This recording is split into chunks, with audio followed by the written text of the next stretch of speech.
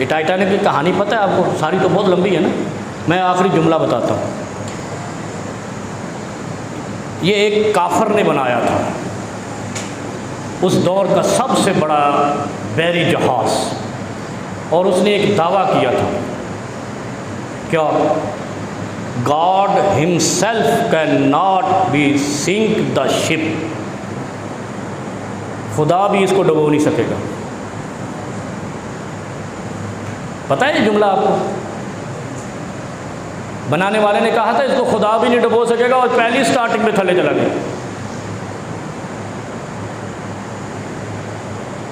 पहले ही सफ़र में वो जहाज़ डूबा जो खुदा के मुकाबले में खड़ा कर दिया था, उसको देखने चले गए।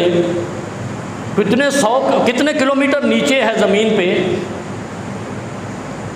अच्छा, कौन दावा कर रहा है उसकी पिक्चर का, पता है आपको? ये सारी बेवकूफ़ दुनिया है, पता नहीं। अहमक सही कहा, आले इब्राहिम की आयत में जो आया है ना, बेवकूफ़ है ये। वो वही था ना अमेरिका जिसने कहा था तोरा बोरा में वो मुल्ला उमर देखा गया, उसामा बिन लादेन देखा गया, मिला ही नहीं उसको, मिला यहाँ पे। इतने दावे करता था तोरा बोरा में पता नहीं क्या छुपा हुआ है, कुछ भी नहीं, वो खाली था।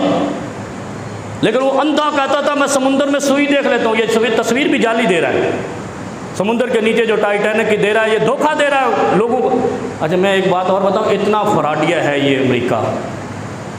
उसको दिखाने के नाम पे उसने आबदोज का भी पैसा लिया, सफ़र का भी खर्चा लिया, ऑक्सीजन का भी खर्चा लिया, अपने खर्चे पूरे किए, उनको मार दिया वहाँ देखने जाने वालों को। यही हुआ ना यार, 15 करोड़ में 2 आदमी गए, 5 आदमी गए, वो तो आबदोज का भी पैसा दे गए, सबमरीन का भी पैसा दे गए, अपने सफ़र के भी दे गए, सारे उल्टा मुनाफा भी दे गए।